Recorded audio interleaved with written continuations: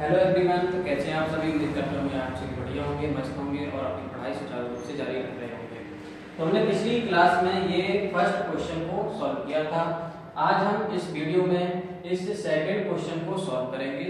Second question यानी कि class 10th math 3.2 exercise. विधि का नाम है प्रतिस्थापन विधि। तो हमने बताया था कि दो चरों वाले रैखिक समीकरणों को तीन मेथड से हमें क्लास 10th में सॉल्व करना है। प्रतिस्थापन विधि, ग्राफीय विधि और विलोपन विधि। तो ग्राफीय विधि को हम समझा चुके हैं। प्रतिस्थापन विधि का एक सवाल हमने पिछली वीडियो में समझा दिया था। आज हम सेकंड क्वेश्चन को सॉल्व करने वाले हैं।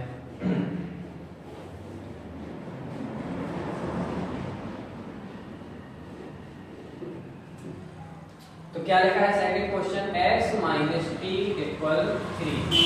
दूसरा इक्वेशन क्या लिखा है, x upon 3 plus T upon 2 equal 6। Clear ना। तो ये बताइए, जैसे ऐसी इक्वेशन है तो इसको सॉल्व करना ज्यादा सरल है, मतलब कि सीधा सीधा सिंपल सॉल्व हो जाएगा। लेकिन दशमलव लगा हो, अंडर रूट लगा हो या फिर बटे में संख्या लिखी हो, तो इस प्रकार की इक्वेशन को सॉल्व करने के लिए थोड़ा सा लॉजिकल सोचना पड़ता है। तो हम क्या करते हैं कि इसको डिवाइड को, ये जो डिवाइड में संख्या लिखी हुई है डिनोमिनेटर में, हर में, इसको हटाते हैं। अब इसको कैसे हटाएंगे, तो एक मेथड आता है कि हमको 3 और 2 का क्या ले लेंगे, एलसीएम ले लेना है। क्या ले लेना है, एलसीएम। तो 3 का डिवाइड कर जैसे भिन्न करते हैं ना, कि हर का क्या कर लिया, एलसीएम। अब हर से भाग करोगे, इसमें गुणा करोगे, यानी कि 3 से भाग करो 6 में कितना आ जाएगा, 3 दूनी 6, 2। और 2 का s में गुणा कर दोगे तो क्या हो जाएगा, 2s प्लस 2 का डिवाइड करो 6 में, तो 2 का 6 में डिवाइड करोगे कितने में आ जाएगा, 3 बार। 3 का t में गुणा कर दो तो क्या हो जाएगा, बराबर में क्या लिखा है, 6। अब ये बटे का 6 है तो 59 दे दोगे तो क्या हो जाएगा, गुणा में, क्योंकि बटे की संख्या क्या में जाती है, गुणा में जाती है। तो क्या लिख दोगे, 2s प्लस 3 इक्वल 6 into 6 कितना आ जाएगा, 36। ये हो गया समीकरण 2। आप लोगों को वॉइस की थोड़ी सी प्रॉब्लम हो सकती है, लेकिन ये क्या है कि माइक्रोचिप को रोड से पास में लगी हुई है, तो यहाँ के बाहर जब निकलते हैं उसकी आवाज से थोड़ा सा अलग इफेक्ट पड़ता है। तो देख के क्या करिए, तो कुछ समय पश्चात माइक आ जाएंगे तो आपकी वॉइस की प्रॉब्लम भी सॉल्व हो जाएगी।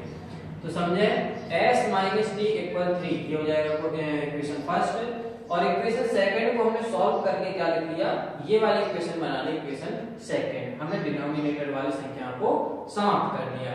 अब वही मेथड है जो पिछली क्लास में पढ़ा था कि किन्हीं दो में समीकरणों में से एक समीकरण अपन को ले लेना है।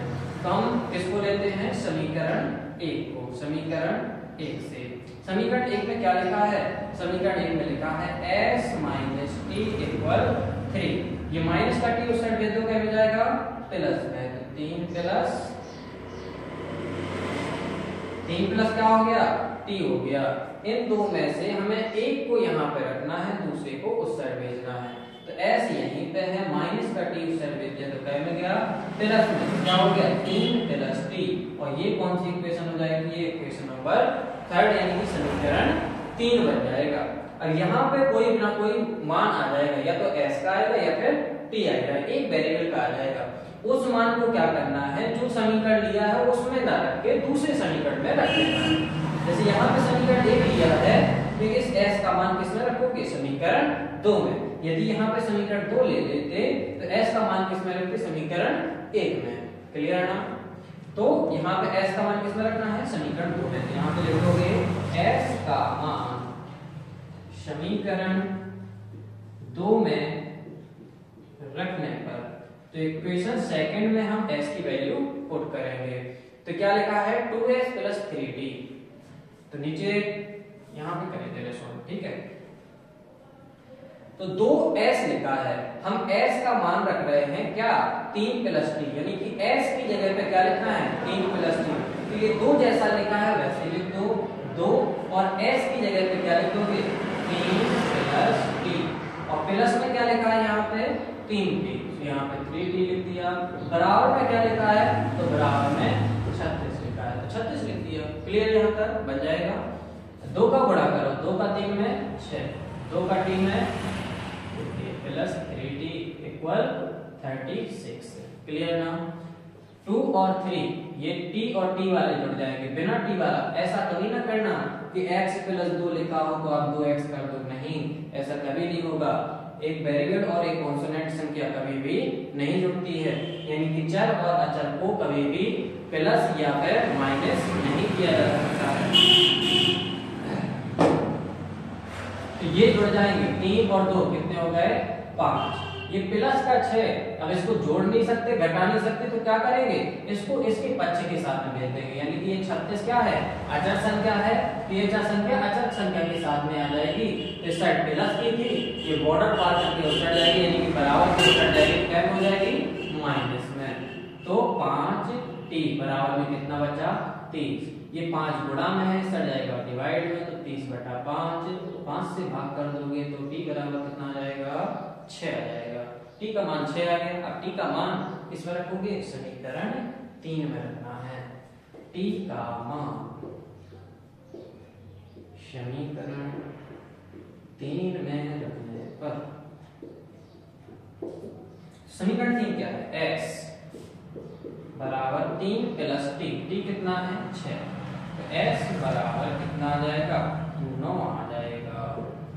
ये रहे आपके आंसर, ठीक है। अब ये क्वेश्चन तो लगा लिया, क्वेश्चन को देख भी लिया, अब बढ़िया सब्सक्राइब और कर दीजिए चैनल को, शेयर कर दीजिए, अपने दोस्तों को बताइए कि इस टाइप के बहुत ही सरल भाषा में समझाने की पूर्णतः जिम्मेदारी ये हमारी है। हम पूरे के पूरे क्वेश्चन क्लास 10th के, चाहे 3 चैप्टर हो, चाहे कोई भी चैप्टर हो, एक एक क्वेश्चन करके, 2-2 क्वेश्चन करके सारे क्वेश्चनों को सॉल्व करवाएंगे। धन्यवाद। ठीक है, तो मिलते हैं नेक्स्ट वीडियो में।